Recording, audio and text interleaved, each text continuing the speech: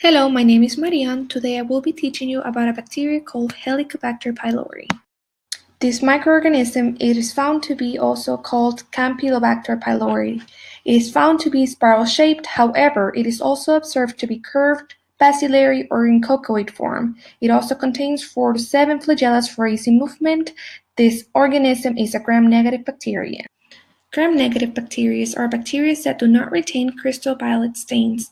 It contains cytoplasmic membranes, thin peptidoglycan layers. They are also characterized by their cell envelope. Keratinases are a certain type of adherents that are also present and called lipoteichoic acids. This is a world map indicating human migrations and time range in years that Helicobacter pylori has been carried by men. There are 4 major populations as known in 1999: Europe, Northern Asia, Southern Asia, and New Zealand. Genetic ancestral prototype populations of Hydra pylori can be shown in a graph. This diagram illustrates the relationship of Helicobacter pylori to other members of the Helicobacter genus as well as to the members of the Wollinella and Campylobacter genera. Okay, for some brief history, 100 years ago, H. pylori was considered as Spirochetes, which is visually familiar. Many years later, in 1940, H. pylori was first seen by Dr. Freeman in a stomach. However, in 1954, theory was dismissed by a doctor called Dr. Palmer.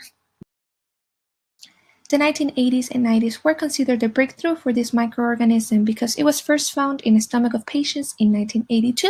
In 1990, serological surveys unraveled that 50% of population had these. However, it is suspected that 100 years ago, 80% of population might have this organism in their system when they were alive.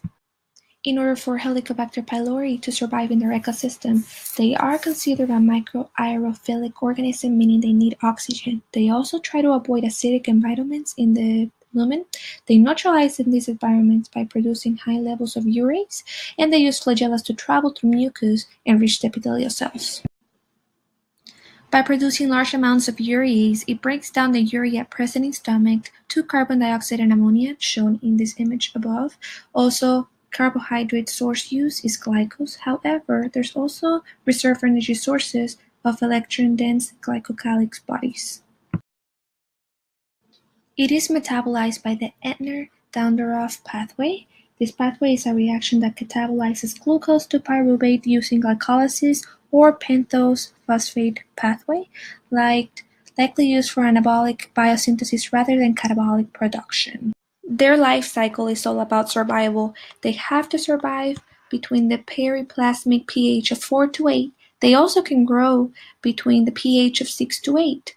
They do, however, reproduce in a binary fission way. This is an asexual reproduction, and they can die if they get to high pH levels and fall. There are important proteins in this microorganism. One of the most important ones is the VACA. It is also known as vacuolating cytosine, causes cytoplasm vacuolization in gastric epithelial cells. Also, the CAGA is really important. It is encoded in the CAG pathogenic island. The really important one here is urease, because urease is the one that helps neutralize the environments around them by producing high levels of themselves. They're also really crucial in the metabolic function of the microorganism as well, by producing carbon dioxide and more. I did consider this microorganism to have a symbiotic relationship only because they do have a host, which is the human body in the stomach, and their relationship is parasitic, which means that they do not give anything in return for. The world should be aware about these bacteria because 50% of us have it, 50% of us could get damaged by it. Some preventions to keep in mind is to get away from uncooked meat or uncooked food because bacteria is not truly killed with not enough heat. Also, sanitation plays a great role in getting diseases, getting bacteria in your system, and getting harmed by it. H. pylori, like a lot of bacteria, can be transmitted through saliva or mucus, so I would be really careful by interacting with other people while they're not. The most important one is the fact that since 50% of the population have it, you might be able to have it, so there's simple tests that are out there. Safety is first.